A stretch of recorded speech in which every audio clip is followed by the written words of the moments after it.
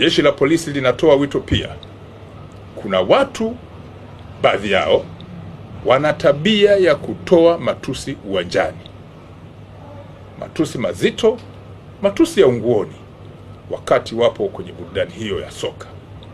Ninawakumbusha watu wanaofika pale kwenye soka ni pamoja na wengine wakiwa na familia zao, pamoja na watoto ambao wanatarajia kwenda kuona burudani na sio kwenda kukutana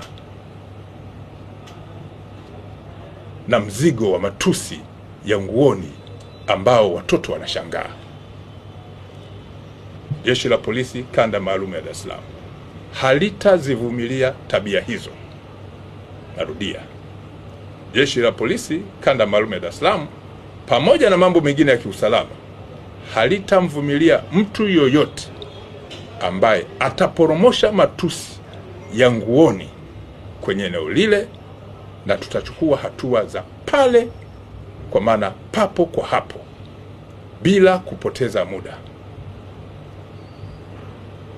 Pamoja na hayo, jeshi la polisi kanda maalum ya Dar es Salaam linawatakia heri mashabiki wote, lakini timu zote za soka ambazo zinakwenda kushiriki kwenye mchezo huo.